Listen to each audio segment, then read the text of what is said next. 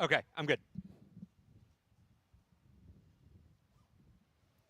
Welcome into today's Patriots Training Camp Practice Report, brought to you by Safety Insurance. Alex Barth alongside Scott Zolak here above the practice fields at Gillette Stadium after the Patriots wrapped up their second training camp practice of the summer. The focus today, we saw more team drills, a lot of first down work, and that seemed to fit Drake Maye well. Started 10 for 10, completing 14 of his 15 passes. Not a lot of pushing the ball down the field, though. It was a lot of, I don't want to say checkdowns, because he took some stuff that was like shorter and over the middle, but taking a profit, right, that sort of thing, taking what the defense gave him. And with the context, as Andrew Callahan reported, of it being a first down practice, staying ahead of schedule, which is so important in that Josh McDaniels offense. We want to see Drake Maye throw the ball deep. His chemistry with the receivers deep is going to be something we'll watch throughout the summer. But I think today you saw, one of the questions for him coming into this year, he needs to be decisive in the pocket without being rushed and wild. And I think you saw today him demonstrating that he can do that. Yeah, and I think for them too, and for his health and well-being, you want him to take what's given in front of him instead of running. Now, if they are building it from the ground up, and this is Josh's offense, there's no sense coming out here running a ton of digs, deep posts, things. You start with the short game. Those are drive starter type plays. You go out there in a 2-minute drill. First thing you're thinking is I got to draw and I got to check down just to get out of my hands. They're called drive starters. That's what we used to call them all the time.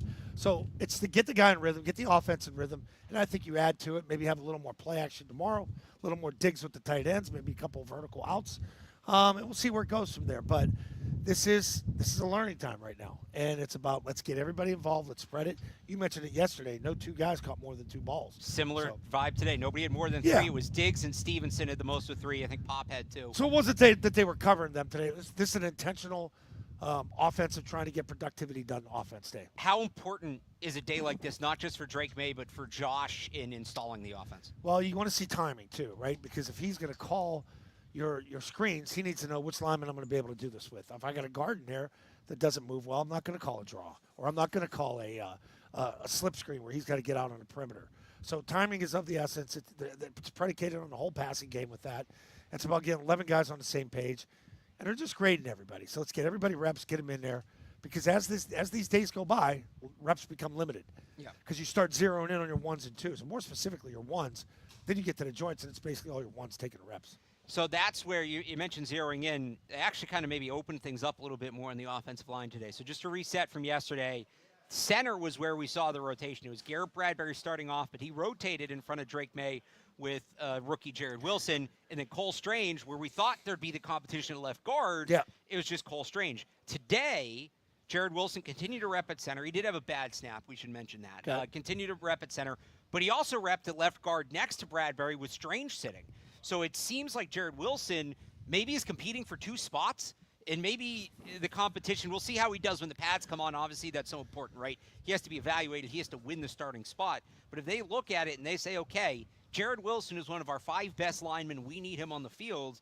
Maybe the conversation becomes, and it's just one day, but maybe we get to the point where it shifts to, it's actually Garrett Bradbury at center, Cole Strange at left guard. Who's better in their spot that you can't take off the field for Jared Wilson? Well, it's the flexibility of that 8th, 9th potentially lineman that they will keep. Yeah. You've got to be able to play more than just one position. You got to be versatile. And I think the guard center guys, those are the ones that make football teams at the end of the day. I remember sitting in meetings last year with Maye and he said, we just don't have a center. There was no depth at the center position last year. Talking about it after Andrews went down. Remember, they had to go get Ben Brown on a Thursday. Yeah. Bring him in, and he was starting at center that week because it's better than anything that you had. They didn't have a lot of good quality centers here last year, and hopefully this is going to turn because I know Mike Reese is worried about the center position. Everything starts there. The calls start with that guy, and he's the guy that sets all the protections before the ball snap. No, seeing Jared Wilson out there now, he was limited in the spring. He was dealing with an injury. He didn't practice. He didn't do any team drills, so we didn't know what to expect coming into the summer, where his progress would be. Seeing him out there to me is encouraging. That's a guy I think has a real chance to start week 1. I like him, but also, like you said, if it's not him, Garrett Bradbury kind of stepped back last year in Minnesota. Ben Brown's still here, but he feels like more of a spot starter. And then after them, do they try Cole Strange there again? Like a lot kind of clicks into place, I feel like, if Jared Wilson can win that job. Yeah, and I think, playing Cole Strange at center at the end of last year, if that didn't look great or if it looked really, really good, you're probably not bringing in veteran centers. You're not probably drafting a center. Right. I think Strange is a guard. I don't see him at center. I think he struggled there at times, and he just needs to pick a position. He needs to learn it and run with it if you're going to give him any chance to not only make the team, but to play for this football team. What'd you make of them rotating in Morgan Moses and DeMontre Jacobs? Do you think that's just workload management? Moses jumped, and I think he was offsides that early part of the drill yesterday. Then he started to get the substitutions right away. It feels like Moses, we see a lot of tackles around the league do this, right? That thing where, like we see defensive linemen jump the snap count, right? He's trying to jump the snap count. I noticed that a few times today.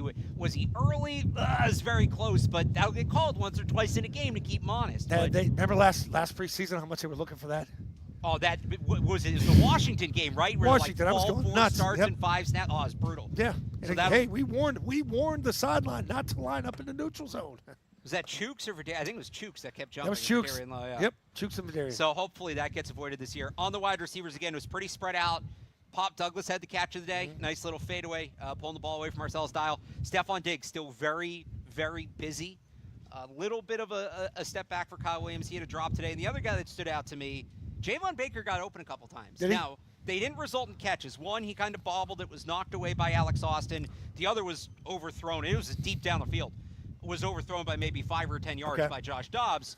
But he got open for whatever that's worth. So I don't know if a particular receiver stood out to you. But, again, they're spreading the ball around. There's 2 guys that jump out to me. Yeah. It's Diggs and it's Williams. Yeah. And I just say that from a route running standpoint, the pumping the feet, the power, the quickness, tight spaces if you're going to be those catch and run guys. And, you get Pop in there a little bit too. I think Pop's having a decent camp so far. One more thing on the offense. I don't know if you noticed Ben Wildridge at all today, the third-string quarterback, the rookie. He's kind of slinging it. Is he? He did some. He had one deep ball where the receiver was open, and he should have put it on him. The receiver turned the wrong shoulder, and then he had the next play. He comes back, Lan Larison over the middle in traffic. He dropped the arm down and kind of gave it to him sidearm. So that's good. He'll be slinging burgers in about 2 weeks. So slinging it one way or the other. I think he'll be on the practice squad. They're going to keep a third quarterback. I'm kidding. He went 4 for 5 You today. need arms. You need arms. Yeah, they do. Defensively. Yeah. No Christian Barmore today. That sounded like a load management thing. Doug Kyde reported it was not in relation to setbacks. So they sat in their base defense. A lot of Kairos Tonga, a lot of Jeremiah Farms with a pass breakup working in on that front. Yeah. And I think Keon White, too. Keon White through 2 days. Looks like they're going to have him up, and they're going to have him trying to push that pocket, too. So opposite, what they want to get done on the other side. This could be, I know we talked yesterday, this could be a big jump here for Keon, one way or another. And they were in that base front, which he was involved in. It was also Jelani Tavai getting some run with that base defense. What do you make of him still being in the mix? I saw him down here signing autographs yesterday when I was doing Vrabel. Yeah. Looks to me like he dropped weight. It does. Looks like he got looks a little smaller. Yeah. And it's just interesting because to have the offseason they had where they got rid of so many players who were leaders on the old team or were vocal on the old team, and obviously he had his comments last year that he's still in the mix. Yeah. Makes me think they have a plan for him. Among all the guys they cut, that guy's still here. Interesting. It's interesting. And you got guys like Pepper still here. Marte Mapu, that's a guy you can look at, and I know you think maybe there could be some surprising cuts out there. He could be one of those guys. Do you guys have a good view of the field goals from up here? No. We had a tough view on the hill. No, just terrible view. Terrible view from here. That goalpost is blocked. You're right. Anyway, Andy Borgalis was 3 of 4. John Parker Romo was 4 of 4. Nice. Behringer was letting some punts go, too. Windy day. Good day to test them because it's going to be a hell of a lot worse than these type of conditions in Gillette. And, it's always like 2 o'clock, right, when we sit down You said and do the the wind show. wasn't as bad down there, huh? No, it was. It was, okay. I mean, look at the flags on the goalpost. Yeah, we got bad information, and thank you. I don't know right on the field, but for kicking, it was definitely a factor. Interns line and stuff. That's all right. We'll have more of that tomorrow. We're going to wrap this one up. Again, we'll be doing this every day here. I'll be here every day. Zoe will be here every weekday. Patriots Training Camp, the Patriots Training Camp Practice Report brought to you by Safety Insurance. Make sure you subscribe to the Sports Hub YouTube page. Follow us on social media. How do I do that? Did I put this on YouTube on my phone? Yeah. Or do I have to go to the Sports Hub app? No, go to YouTube. You can subscribe to us. It'll come up right in your subscriptions. Download the YouTube app. It'll be right there for you. Yep. Yeah, I don't have it. Download it. Subscribe, just like Zoe's doing. You can do it home. And then also myself, Matt You make money doing this? Oh, yeah. So if I do this, you get paid? Yeah. Oh, if you subscribe? No, it's views, not subscriptions. Oh, okay. All right. But if you go back and watch us tomorrow. Open. All right. There you go. 985thesportshub.com. It's that easy. 98.5 The Sports Hub on YouTube, 985thesportshub.com. Myself and Matt Dolph will have. Matt's already got his standouts up. My notebook will be up if you're watching this live momentarily. And we'll have coverage throughout each practice on 985thesportshub.com. Quick update for weather for tomorrow. Chance of rain here tomorrow. So it's supposed to start like right at 2. So it'll be interesting.